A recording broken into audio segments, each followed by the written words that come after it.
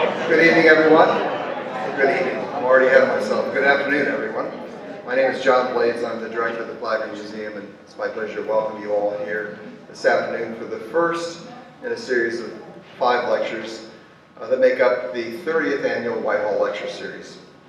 I want to take just a couple of minutes to thank the staff who work so hard behind the scenes to make these programs possible.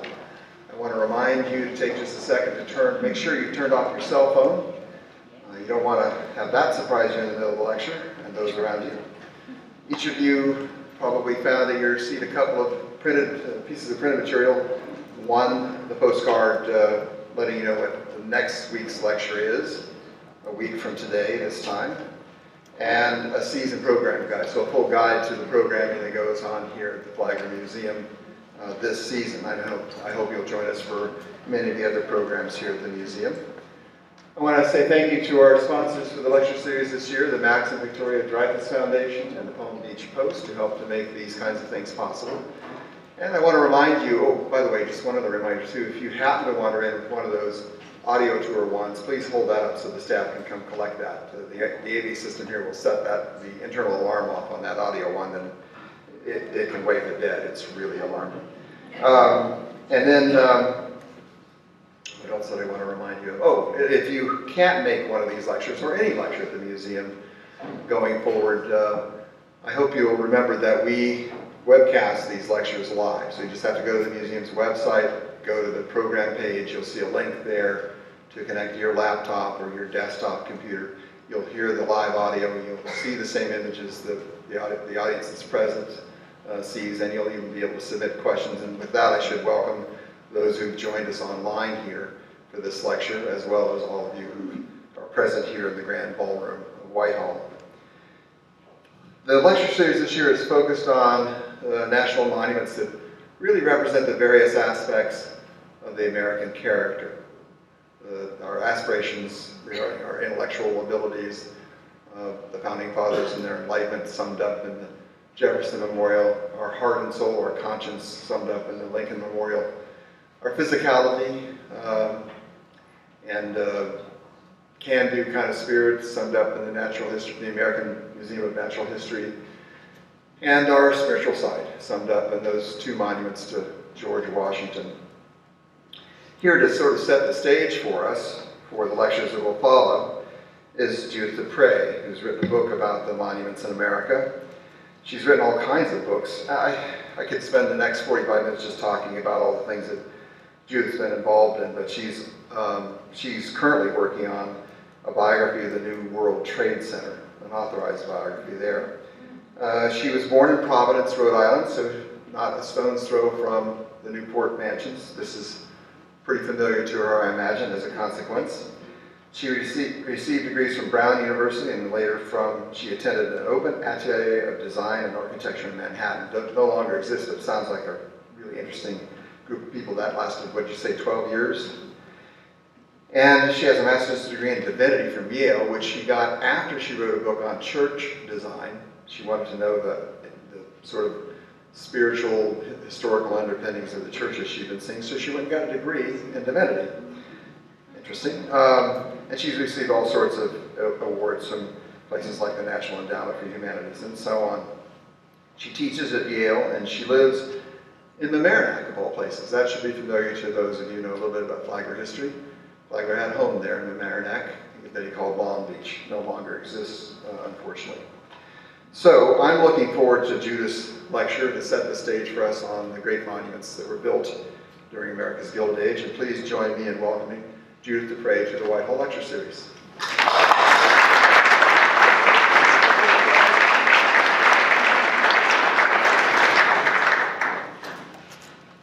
John, thank you for that nice introduction. I'd like to thank Allison Goff and Kate Sprague from the Education Department, who have been so helpful and hospitable. And welcome to everyone here, especially my very favorite Rhode Island contingent holding the flag of glory up for Newport right here in the front row. Many of my family members are here. So welcome, very particularly to all of you. When I began thinking about monuments, it was I didn't really understand what they were. They seemed to be part of the scenery, something that, passed by every so often, be something I noticed. But then when I began researching them in depth, I began to realize that they are extraordinarily rich communications from the past. They're not wholly about death, as I once thought, and they're not quite about life either. They occupy a middle ground. Has anyone ever had a piece of paper and put it in a file cabinet and thought, oh good, I'll never forget it, it's safe there, okay? Well, in many ways, monuments can operate like that piece of paper in the file cabinet. We think that they help us remember, but sometimes they help us to forget. Well, what is certain is that we, human beings, those of us here and those of us still on this side of the turf, we are the rare evanescent blooms of our species. The vast majority of human beings are below ground, and so we have spent a good deal of time thinking about how to commemorate and honor those who have gone before us. So my hope today is to provide you with a framework for understanding some of the commemorative concerns that come up when you discuss American monuments, especially great civic monuments, like those you'll be seeing in the coming weeks. I only wish I could be here. You are in for a treat. Some great speakers. I'll talk today a little bit about why memorials changed in the Gilded Age, how they changed, and what an extraordinary period of time the Gilded Age was. It was a time for us to gather ourselves together as a nation, but it was a time when we also created symbols to capture that newfound national identity. One of my favorite Gilded Age images. This is the studio of Daniel Chester French. This is his summer home, Chesterwood. And French is best known for sculpting the figure of Lincoln at the Lincoln Memorial, in addition to many other wonderful commemorative works. So his work is very typical of neoclassical commemoration in the 19th century, when memorial making was reserved for the cultural elite. Now, I probably did not have to include a slide of the breakers in Newport. This was designed by Richard Morris Hunt, and obviously we are in a building that rivals some of those summer cottages in Newport.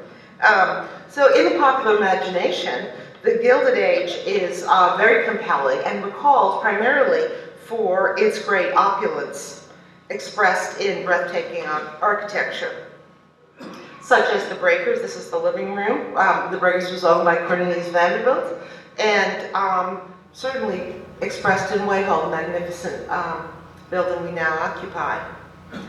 As extraordinary as those buildings are, the Gilded Age's most profound dimensions are intangible. During this period, which we can loosely say is from the end of the Civil War in 1865 to about the end of the First World War, and some people actually push it out a little further than that for another decade, America is seeking to create a new identity as an industrial and economic power.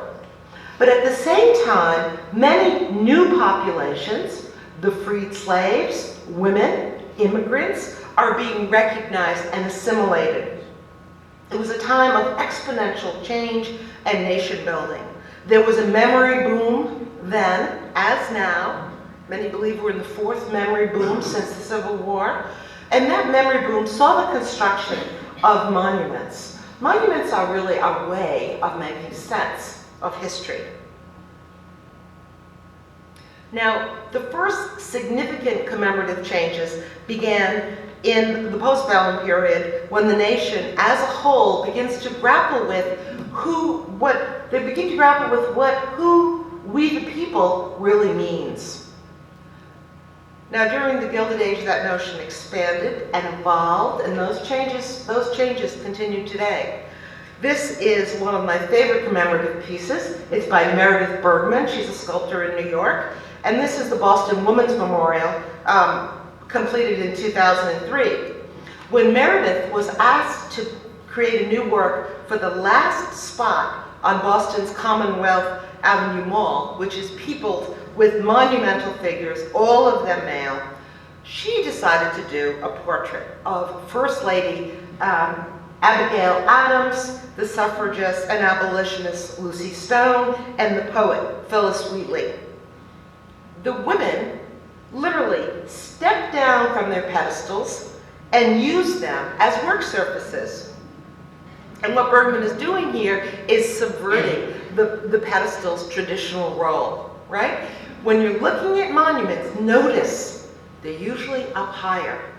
And that's just a very nice commemorative way of saying the person is just a little bit more important than you might be. All right? So I love Meredith's wit here, bringing the women down to earth.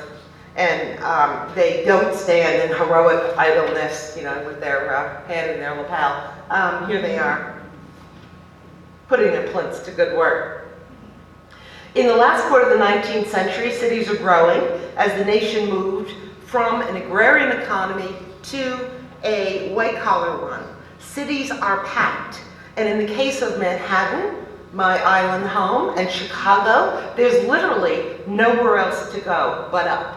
The Skyscraper is born in Chicago in 1885, and as we New Yorkers like to say, born in Chicago, perfected in New York. But the point is that the fabric of cities begin to change. They're considered dangerous, dirty places. There's very high infant mortality rate, living conditions immortalized by the photographer Jacob Riis, and here's an 1888 photo of a one-room tenement house in New York City. At the same time, there's a growing awareness of how germs are spread. To give you a little bit of a timeline, Louis Pasteur develops his first vaccine in 1879. So the Gilded Age bookends a great wave of immigration. The first wave of immigration corresponds to the Great Famine in Ireland in the middle of the 19th century, when more than half of Ireland's population immigrates to the United States. And that initial wave is followed by others. Between 1870 and 1920, 50 years, right in the heart of the Gilded Age, 20 million immigrants, most of them from Southern and Eastern Europe, arrive. These immigrants are viewed as other, aliens who are threatening the American way of life. They are anathema to those in power, namely white Anglo-Saxon males. Many of the immigrants are Catholic, with strange and very public rituals, walking statues through the streets. Has anyone been to the Feast of San Gennaro? Or any number of feasts? Okay, that's a small version of what was happening, 125 years ago. They're walking statues through the streets. They're kissing the statues. They're kissing the ground. They're licking the ground. They're putting ashes on their forehead. So it goes without saying, but these early Catholic immigrants were openly discriminated against. And there isn't time today to get into the many groups that were very intent on shutting down the Catholic voice. And it didn't help matters. In 1858, the Pope announces papal infallibility, which, if those of you who don't know what that is the Pope cannot make a mistake, ever. Well, that went over like a lead balloon with people who were not Catholics. And there was a fear at the time, just to give you a sense how over the top these fears were. They were afraid that the Pope was going to come to the United States and take over. All right, it didn't happen. So, Roman Catholicism, very fascinating. It's a performative religion and really stretched the notion of what the public realm could and should be. We the People also includes 4 million newly freed slaves And this is the detail of the Shaw Memorial, which I will look at with you later. This Shaw Memorial slow evolution paralleled the nation's collective pause, decades long, as people tried to make sense of the Civil War. And this memorial is considered by many to be the first significant monument to be built in this country. Now, in the coming weeks, in fact next week, with my very dear friend and colleague Tom Luebke, Secretary of the Commission of Fine Arts in Washington, that's the group that decides what is built on the National Mall, Tom will be discussing the Capitol building and the Washington Monument, among several memorials. But the commemoration of George Washington illuminates some of the concerns of Gilded Age monument makers. Talk of building a monument to Washington, the beloved commander of the Continental Army, began literally within days of his burial in 1799. That debate continued over the administration of 15 presidents. It would be almost 100 years before his final monument was dedicated in 1884. So I'll throw in a few fun axioms, and true axioms as we speak. Number one, axiom: monuments take time. Lots of complaining in the papers. Why is that taking so long? The fact is, the better question is, how did that happen so fast? Because they take time. Inside the dome of the Capitol building, we see Washington. Can you see him? I think it's a good time to break out the pointer. There he is, portrayed as you would portray artist in Renaissance Italy would portray a saint. Here he is, rising up with angels, rising up to heaven. As I said, he was absolutely beloved. And he's shown here as a God, he's shown as a Christian God ascending into heaven. An even earlier effort to memorialize Washington reaches back further in history. Now, this statue of Washington was sculpted by Horatio Greenough. And it's notable in that it's one of the first major monuments carved by an American sculptor. And the operative word there is American. American sculptors weren't considered sophisticated enough, and so all the important commissions at this time went to European sculptors. But anyway, Greenough won the commission, and he decided to show Washington as the Greek god Zeus, specifically Zeus carved by Phidias in 430 BC. A seated figure, by the way, is a traditional way of portraying a fallen leader.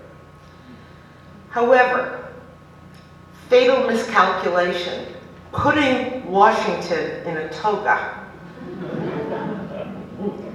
Some prudery was exposed, people were shocked.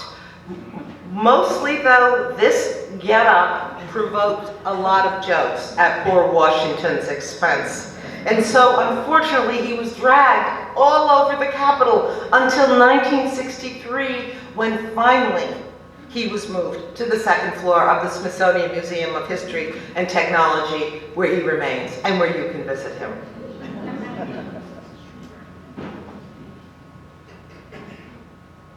Now, 1833, it's shocking. Almost 4 decades have gone by since Washington's death, and nothing really substantial has happened.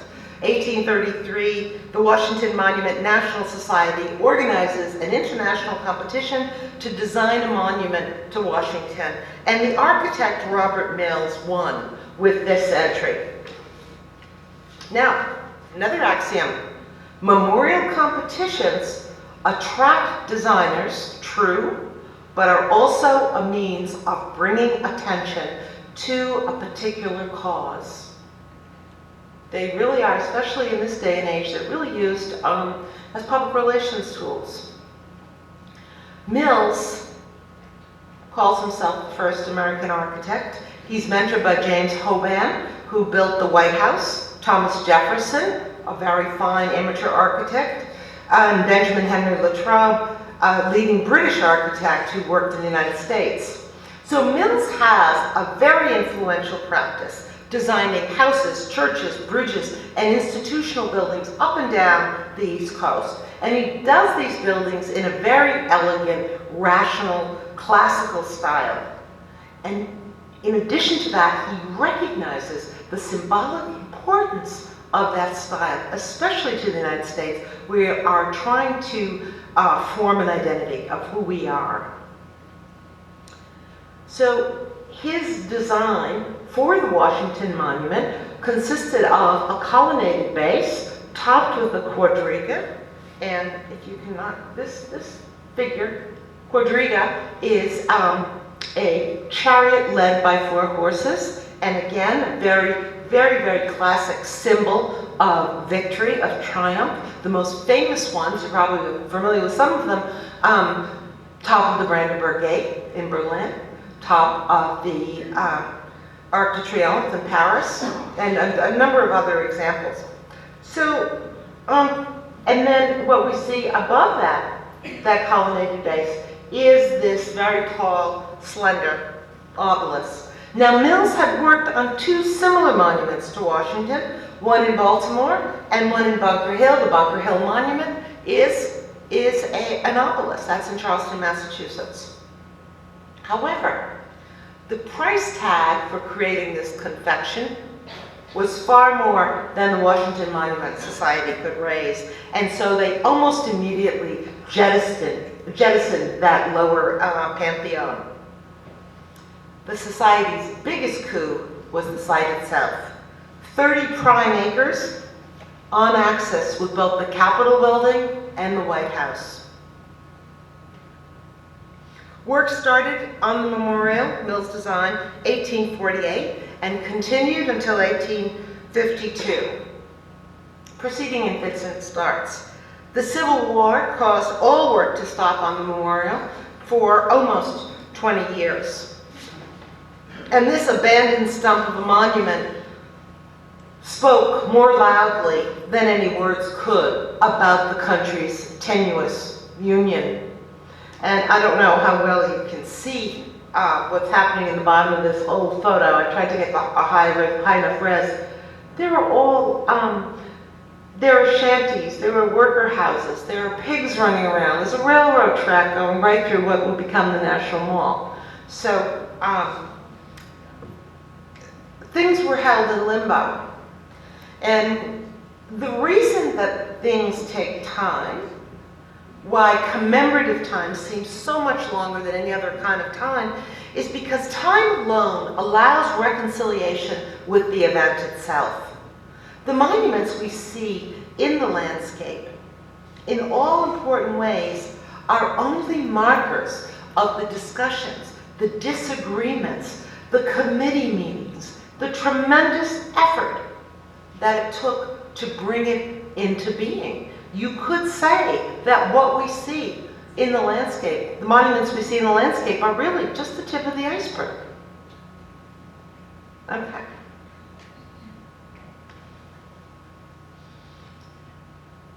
After all those delays, when work resumed, they couldn't match the original stone. And next time you're there, can you see that in this picture? Very subtle line. Next time you're in DC, look, you will see about a third of the way up, there's a line where they almost, but not quite, match the stone. The construction delays, for the most part, were fortuitous, mostly because when the project was taken over by Lieutenant Colonel Thomas Lincoln Casey of the U.S. Army Corps of Engineers, in 1878, he realized that the existing foundation designed by Mills would not support the full weight of the proposed obelisk. Furthermore, the plain obelisk was an affront to the growing Victorian taste for lavish and exotic ornament.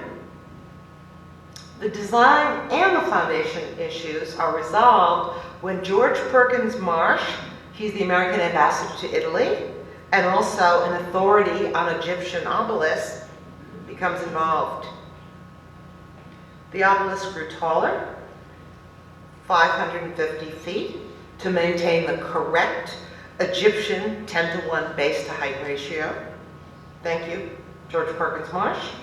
And now, because it's been vetted as being authentically Egyptian, well, the design doesn't seem so stark. Now it's part of this very exotic, ancient past.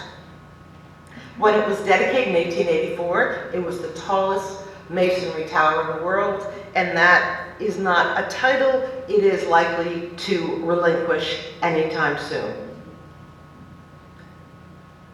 There is simply not the talent to build masonry talent, something we'll talk about in a few minutes. And there's really no call for monumental stone towers.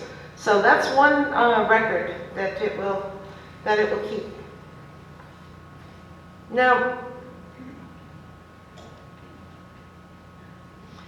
this is an overview of Lower Manhattan. And as John so kindly mentioned, I'm working on the authorized biography of the new World Trade Center. The lead architect of One World Trade, which is that glass tower you see, is David Childs. David Childs began his very long, illustrious architectural career in Washington, D.C. One thing that happened, do we have any New Yorkers in the crowd here? A few? Don't be afraid, you can raise your hand. When the original trade towers went down, there was just this gaping hole in the skyline. They anchored lower Manhattan. And so Childs, the architect, realized that people could no longer recall where the Twin Towers originally stood. And it clicked in his mind that the new tower, the new One World Trade, would have to be a marker on the skyline and also a marker at the memorial, for the memorial at its feet. And that's exactly what happens. His inspiration, the Washington Monument. And here you see a truncated glass-clad obelisk that is now planted, as the Egyptians once planted their obelisk. This is ours, and the Romans certainly used it to say, this is ours. That's why they plant obelisks originally. So there we have it, a new monument in Lower Manhattan. Axiom: monuments beget other monuments. Now, the Washington Monument occupies the most potent commemorative axes in the United States. In fact, you could say the only guarantee of a monument's longevity is to be located on the National Mall. There, monuments will be protected and maintained for as long as our democracy exists. Axiom: location, location, location. Case in point, Grant's tomb. Now we all know that old chestnut, right, who's buried in Grant's tomb. Well, he's there, but his wife Julia is there as well. But when Grant's tomb opened, 1897, it attracted more than 1 million visitors a year. Now, in New York, you're lucky to find someone who even knows where it is. 122nd Street, Upper West Side, much less have ever been in there. And so when I say that a monument's location on the National Mall is the only guarantee of its longevity, it truly is. Monuments there are very special and are protected because they're on that little bit of land. It did not save Grant, even though they have restored it. You know, by the 70s, this was just a haven for drug dealers, and so they have restored it.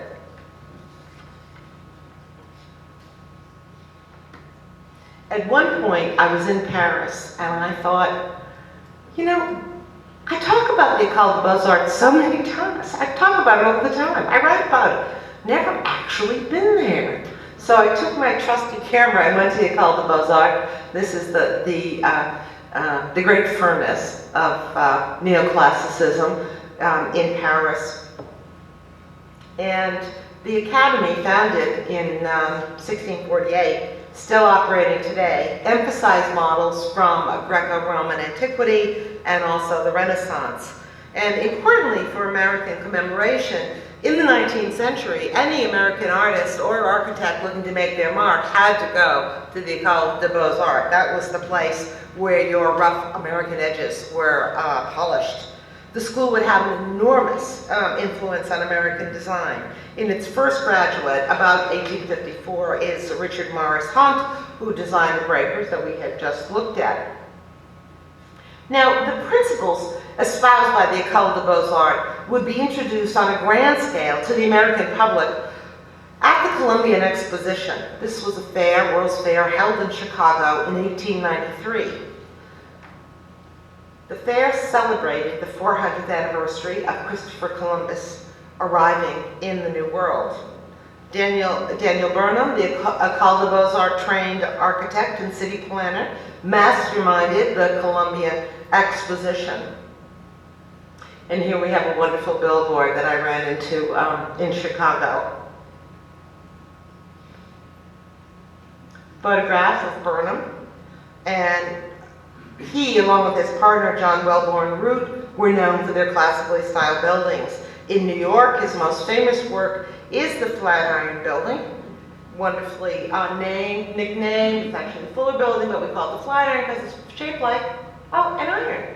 And here we have Burnham conceived of it as a classical column. So you have the base, the shaft, the cornice, maybe not entirely visible here, but it's very much a classical work. Here is Burnham's, hail fellow, well met.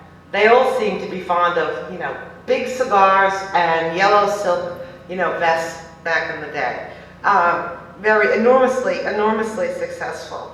And so here's his study in Evanston, Illinois. The mantelpiece is from his shanty, as he called it, on the Columbian Exposition fairgrounds. And then very importantly, we see Augustus St. Gaudens, who would work very closely with Burnham and others at the fair. Here is a bust of Clover Adams. This is Henry Adams' wife, carved by Augustus St. Gaudens. Very, very important piece, very important memorial. Not time to talk about it today, but if you want a good read, look up Clover Adams. St. Gaudens considered this so important that this is a piece that appeared on his funeral program. But you have a pretty good sense of Burnham's style by his shanty. The point is, and so the bust of Clover Adams is actually based on Eastern principles of nirvana. And what's happening at this time is the East is opening up to the West, or maybe the West is opening up to the East, but lots of Asian ideas are now becoming adopted into the culture. Burnham's greatest composition, I would argue, is his work for the Columbian Exposition. It is not possible to overstate the influence of this World's Fair. It marked America's emergence as a modern industrial nation. Its first turn in the global spotlight, it would make an indelible mark on the design and planning of American cities. And now has left, you can see very easily, has left its fingerprints on cities all over the country, molding a fundamentally new American identity in terms of the country's urban environments. Ironically, that identity is a European one, inspired by the classical ideals of the École des Beaux-Arts in Paris. And so here we have the fair. It's nicknamed the White City because the buildings, all of them temporary, are slathered in plaster of Paris and painted white. Spread out over 630 acres on Lake Michigan, set in a landscape of lakes and long vistas designed by Frederick Law Olmsted, magnificent landscape designer, probably best known for Central Park, Prospect Park, but many, many other parks throughout the country.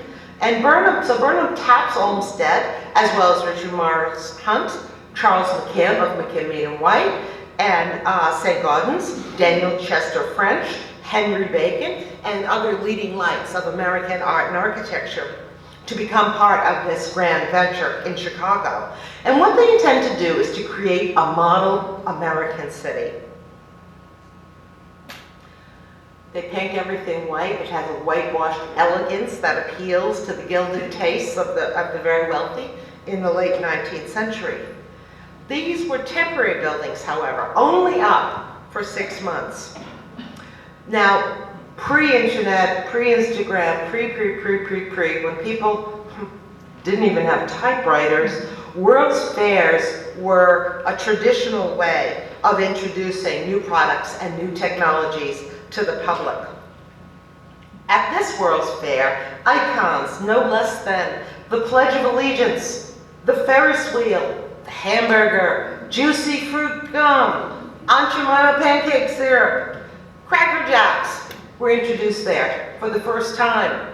A young candy entrepreneur from Pennsylvania who had been making a living by selling caramels went to the fair, had some chocolate, and decided chocolate was the way to the future. Milton Hershey, exactly right. During those 6 months, 27 million people attended the fair. Now, to put that number in perspective, 18 million people went to Disney World last year. That's for the whole year. And don't forget, back at the exposition, no one hopped into a plane. Or they hopped into a train. Or walked. I mean, it was pretty extraordinary. 1 in every 4 Americans went to the fair. And people from all over the world as well. Richard Morris Hunt designed the administration building. This is the centerpiece of the fair. Alexander Graham Bell unveiled a telephone that could transmit voices via light beams. Thomas Edison demonstrated 2 inventions at this fair that would have an incalculable impact on modern culture. 1, the phonograph. 2, the kinetoscope, the first motion picture. The biggest thrills, however, Dad, you're gonna love this, were thanks to Nikola Tesla, who with Westinghouse electrified the fair.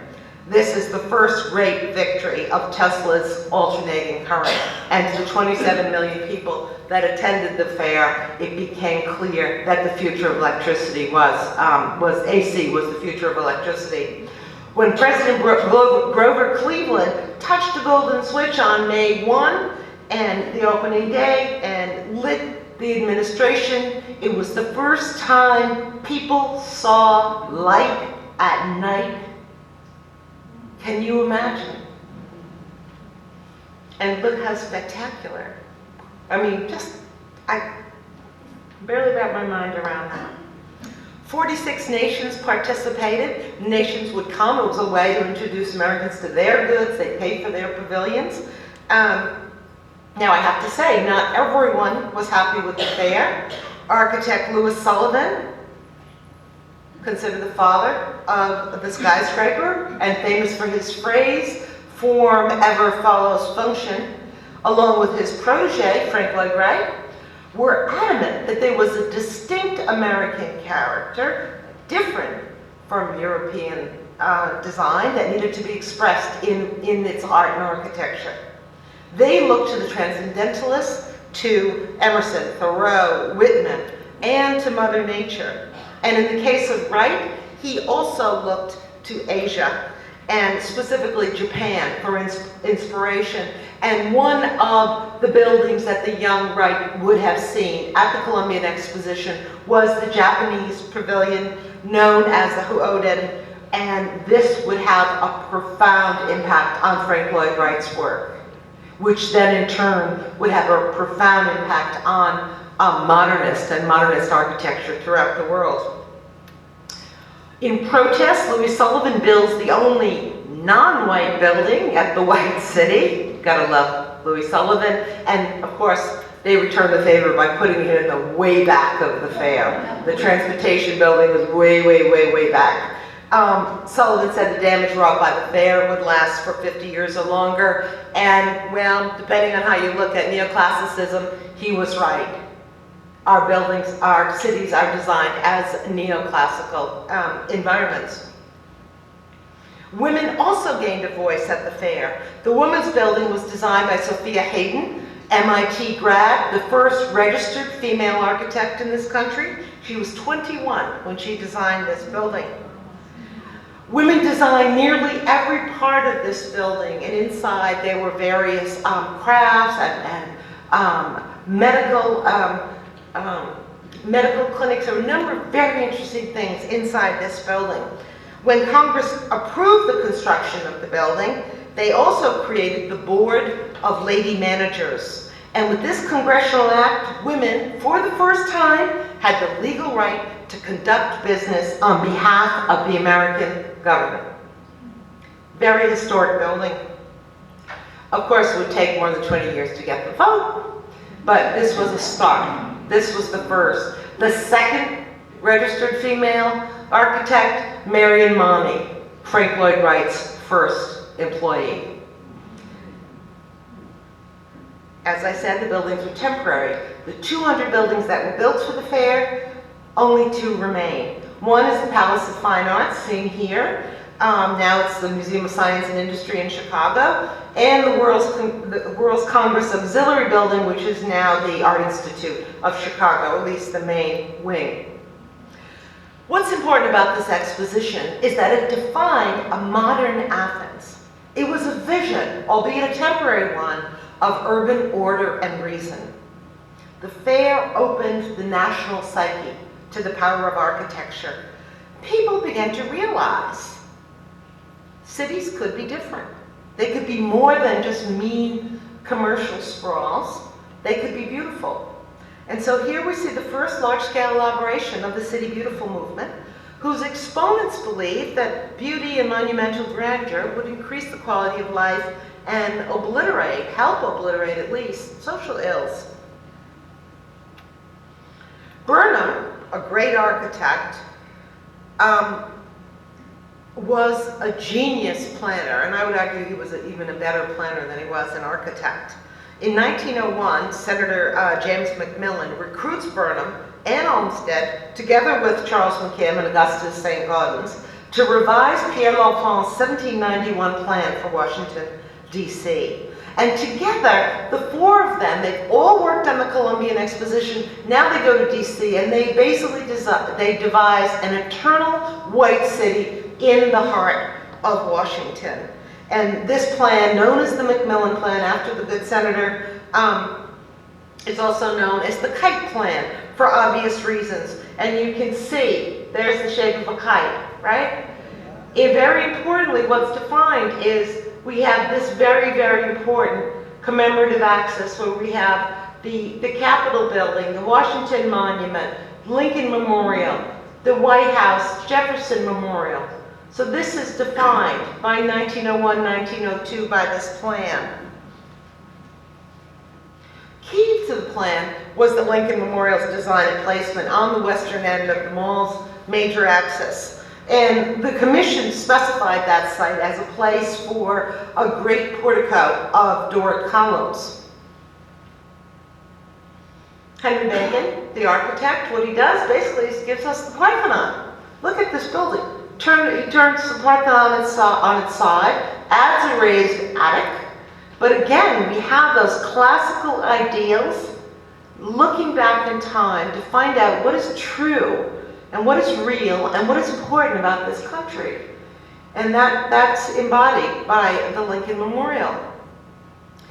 So they knew the colonnade plan was going, they knew there was going to be a colonnaded building. They had a reflecting pool. You know, there was this, it was basically setting up a perfected city on a hill. It's a perfected landscape in the center of Washington with a long symbolic view of the nation's aspirations. From the Columbian Exposition, from the National Mall, arises the City Beautiful movement. And the movement is undergirded by the idea that cities could be beautiful, 1, but 2, that structures actually had a civic responsibility. And so, although America turned to European models during the Gilded Age, That copying actually freed the American civic imagination. Cities might be styled after European ones, but they were now imbued with the fruits of American democracy.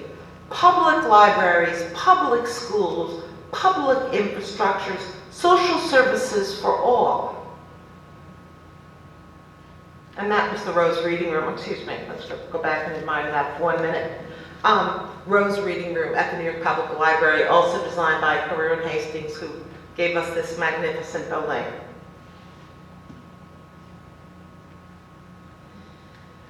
Before Henry Bacon's design, before the memorial was selected, there was a vehement debate about what should be built there. Sculptor Gutzon Borglum, you'll be hearing about him in the coming weeks, lobbied furiously for a memorial with realistic figures that spoke to an American rather than a European sensibility, but had to wait to realize his historic vision until he got to Mount Rushmore.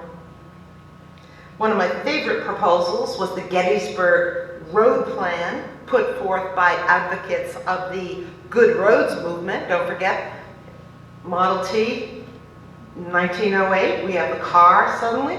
So the Good Roads movement folks thought that the best way to remember Lincoln would be to build a road from DC to Gettysburg, where he gave his most immortal speech, and then beyond that, create a transcontinental highway. And that's how we'd remember Lincoln. Now the thing is, all right, sounds a little silly, but the fact of the matter is, another axiom here, memorials often share the goals of tourism. Look at many memorials and you'll see there's hand in hand. Certainly think of Mount Rushmore. We know people go there, right? On vacation, they go to look. And this is Daniel Chester French's best known work is The Seated Lincoln. The search for memory's most appropriate expression is a necessary psychological task. It's a reach for grace that allows the bereft and the disenfranchised to rededicate themselves to living. We need to memorialize. The Europeans have always been very good at memorializing. Many other places in the world are good. Americans are not as good at memorializing. New York City, in fact, was the capital at one point of our young country.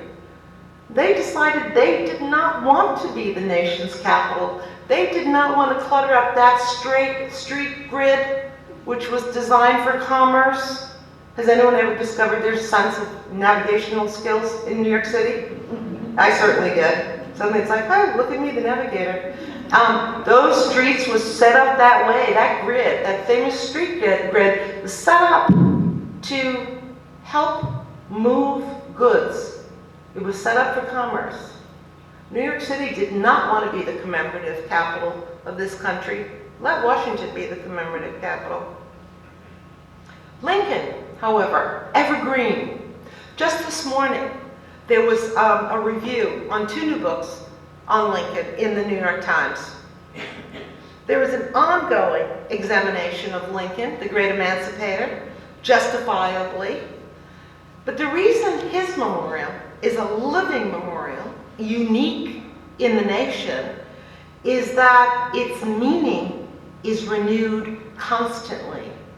Every time a march or a speech occurs there, our most essential freedoms as Americans are affirmed. Every time a black man is shot or strangled on the streets, we must reconsider the equality that Lincoln fought for. And you'll be hearing more about this. Now, one of my very favorite pictures of all times. Although newcomers to America, specifically the Southern European immigrants that we discussed earlier, suffered great discrimination, there were exceptions. And this photo shows some of those great exceptions. The great Piccirillo brothers These are 6 brothers and their father. Came from Tuscany, the Tuscany region of Italy, and came to New York. They were the foremost marble carvers at that time. Their skills were highly in demand by monument designers. Again, in the early phases, early times of American sculpture, relatively few American sculptors provided the training or the ability to carve compositions in stone. So many of the designers, they called the Beaux-Arts trained designers, would send the work, their commissions abroad to Europe, where it would be realized and then it would come back. So the Piccirillos were the great exception. Their studio in the Bronx was a meeting place for the era's leading lights. The greatest artists and architects, certainly, everyone that I've already mentioned today, commissioned the Piccirillos. But also, Teddy Roosevelt was there. Fiorello LaGuardia, immortal mayor of New York City, was there. Many, many people would come to that studio. And, you know, the artists would bring their small models, and then here we see them enlarging it. The Piccirillos, using a pointer, would enlarge these small models to these giant, over life-size sculptures like the one we see here. And they worked on many important American memorials. And this is what absolutely slays me. Their studio is on 144th Street in the Bronx, and it was torn down. And it was one of the greatest artist studios in the country. And it's a memory. Here they are at the Lincoln Memorial. And also, because I just cannot resist, on a side note, it's not surprising to learn the Statue of Liberty. Do you see her? This is a Bonds poster for World War I. See the Statue of Liberty in the background there? It's not surprising that she was conflated in the minds of arriving European immigrants who were coming into New York Harbor and facing the unknown in the New World. Liberty was conflated in their minds with the image of the Blessed Virgin Mary, the beloved protectress, a giantess of compassion who welcomed them into the portal of the New World. So you can see where the immigrant sensibility, the Catholic sensibility, would take hold in this country and eventually become the largest religious group here. Anyway, just love that. Oh, the base of the Statue of Liberty was designed by Richard Morris Hunt, possibly the busiest designer in town at the time. And here we have the Shaw Memorial. Augustus St. Gaudens commissioned 1882 to carve this memorial to Robert Gould Shaw and the 54th Massachusetts Volunteer Infantry. This is the first African-American regiment mustered by the Union to fight the war. It stands at the top of Boston Common. And although it's not large, it did take St. Gaudens 15 years to complete. Here's a picture taken on its dedication day in 1897, which will give you a sense of the scale. Charles McKim Eden White designed the surround. Now I'm worried about time. Here we have Augustus St. Gaudens, born in Dublin, 1848, part of that great first wave of immigration to this country, came here to New York as an infant, trained as a cameo carver, went back to Paris, called the Beaux-Arts, and then immersed himself in the study of classical antiquities. He had to navigate more than the usual concerns about location, inscriptions, and costs when he did the Shaw Memorial. He had to portray more than a specific battle. He had to justify the war itself. And African Americans at that time were grossly maligned, often on the basis of the physiognomies, the shapes of their heads, and their physical features were given as proof of their racial inferiority. So he really had to come up against that Anglo-Saxon idea of perfection. And probably too long a story to get into, but these photographs became a very important book, Lay This Laurel, written by Lincoln Kirstein and published by George Katz. And the purpose of the book was to get the names of the African-American soldiers included on this monument, which didn't happen until 1982. And here you can see St. Gordon's giving these African American faces dignity and heroism and beauty. This was radical, a radical memorial. And just to show you a quick evolution, here's Kehinde Wiley, African American painter, as a show opening at the Brooklyn Museum and retrospective at the Brooklyn Museum next month. And what he has done is taken typical victorious equestrian portraits and replaced the white sitters with African American men, usually in hip hop clothing. Should be a great show.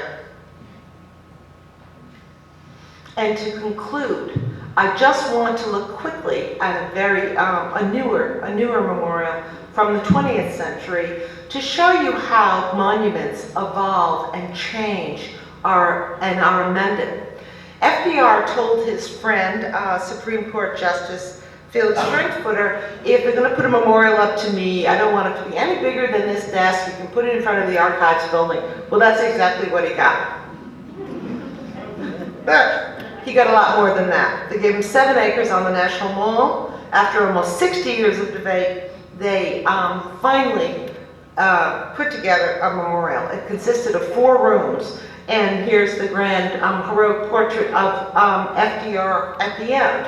Well, the memorial dedication was attended by dozens of protesters in wheelchairs who were saying, hey, wait a minute, this presidency, this was in 97, this presidency was conducted from a wheelchair. Why isn't his disability portrayed? Now, you and I know, we know that FDR did not prefer that, and the media, extraordinarily gracious at the time, complied. Well, they amended the memorial. They added a 5th room, really an ante-room. And here we see, this is by Robert Graham, and here we see FDR shown in the wheelchair of his design.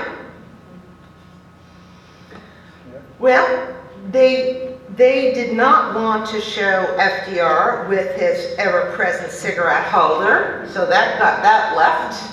Eleanor, of course, could not be shown wearing her fur boa. The animal activists did not like that, so here's poor Eleanor alone, pinched and cold in a cloth coat, forevermore. No bow for you, I'm so sorry. And then this massive wall depicting FDR's social programs, and you can see it is done in Braille to meet the needs of those who are not sighted. All by way of saying that memorials change. They changed so much during the Gilded Age. There was no other era that saw so many deep and lasting changes. And the changes really were to America's perception of herself as a nation. We achieved great economic might at that time, but we also took on our most singular strength as a nation, that we are a melting pot, that we are a nation of many. And so the Gilded Age would pave the way for many of the progressive reforms that would follow at the turn of the 20th century. But those reforms were rooted in a sea change in the national sensibility after the Civil War. And those changes would shape the monuments of the Gilded Age, the most enduring and the most important markers of the American democracy. Thank you for your good attention.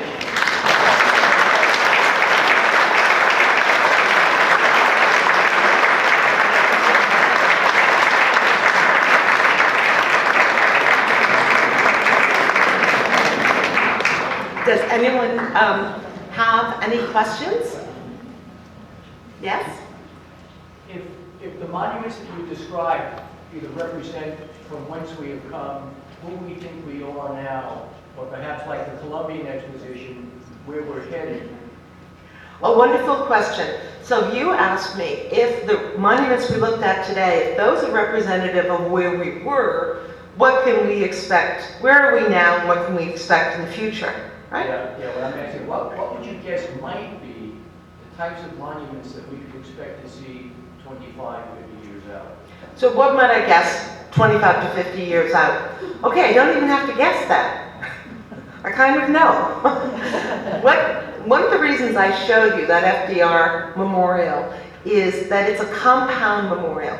And what they're finding, there is no longer a national consensus about appropriate commemorative language, okay? During the Gilded Age, people thought neoclassical models, obelisks, triumphant, arches, equestrian statues, those were fantastic ways to commemorate the fallen. That has changed. We no longer share a singular design vocabulary.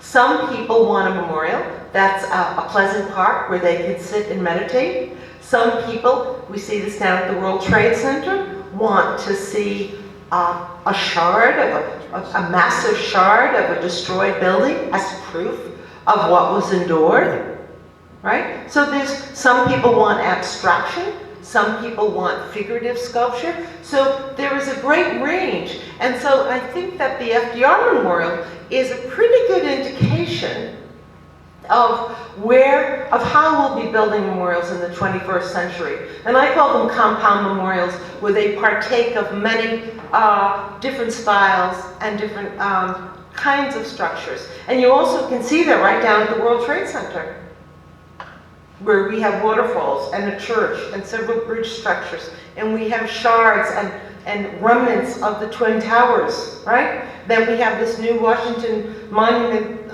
like Central Tower. Yeah. Does the École des Beaux-Arts still exist? Yes, it does. Does the École des Beaux-Arts still exist? Yes, it does. It's still operational. And painters go, as they have for almost 500 years, to that school to study the model and to study our Greco-Roman forebears. Question way back. Yes. Regarding the Washington Monument, did the decision to go for the 10-to-1 scale, did that come after the monument had begun, or was that part of the thinking when it began? And if it came after the monument began, what exactly did they have in mind when they began? Very great question. The question is about the Washington Monument. Was the 10-to-1 ratio in place? And what were they thinking building a foundation for a monument that actually wouldn't stand? So when I showed you the stump of the monument, they actually thought their foundation was going to be sufficient. So thank goodness for Thomas Casey, who came in and basically excavated all around the Washington Monument's base and strengthened that foundation. So yes, they were halfway, they were a third of the way up before they realized, oops, didn't quite get that right. So, we learned. Good question. Who are the neglected figures in our history who haven't gotten a monument, and you think that they will at some point in the future get one? Thinking of someone like John Adams, for example. Who are the neglected figures in history? And when will they get a monument? Well, I'll tell you something. First of all, to step back from that question, you bring up a very great point. Axiom. Monuments are always political. They do not tell us what happened. Which we think. They said, that was the way it was. No. They tell us how the majority thought. If you go down to Waco, Texas, and look for a monument to those that died at the hands of David Koresh, you will not find a monument, because no one in power thought, fringe branch Davidians should be remembered, for instance. All right, so the majority thought is what determines what is built. Now, of course, I'm sure you can probably figure out by now, I'm a feminist, proudly so. I would say there are some remarkable women in American history that should be remembered. Certainly, Eleanor Roosevelt is the only First Lady that has really gotten her commemorative due, and they tend to be small and tucked away. I think it would be tremendous to honor the American women that did so much to bring this country into being. But there are many, many people who've been forgotten. And I think that's another thing that we're seeing in terms of new monument design, is that we're starting to dig deeper into history. What are these stories? What are these great stories that we haven't heard of? And how do we shed light on those to be more inclusive, to make people feel that their story too is part of this great fabric of America? Thank you for that question. One way at the back. In recent years, there's been a major restoration of the monuments in D.C. Have the other monuments around the country been under restoration also, or are they just deteriorating? Well, I'm going to defer that question to my dear colleague Tom Lupke, who will be able to answer that in quite some detail because he's on the front lines there. But the point that I was making when I showed you Grant's tomb was that although the monuments on the National Mall are restored and are kept in pretty good shape, you know, they're undergoing another big restoration right now, other monuments are deteriorating. You know, money for restoration, as I'm sure John will confirm, not so sexy. People want a new building. They want to build a new memorial. They don't really want to be the ones who, you know, pay for the steam cleaning of the stone, right? So I think that certain memorials are protected. I think those that are in visible spots in cities. But I think there are also memorials that will crumble away, will become part of history. I was out at Taliesin in Wisconsin this summer, and an amazing docent took me around to look at Frank Lloyd Wright's house. And they were talking, she was talking about the cost of restoring the house, and she said something very profound to me. She said, you know, she had been there for, gosh, 10 or 15 years. She said, the more I know about Frank Lloyd Wright and the more I know about his homes, I think he never really wanted them to survive. He built them so they would go back into the earth. Something to think about. Any other questions? Thank you. Thank you for being such a wonderful audience.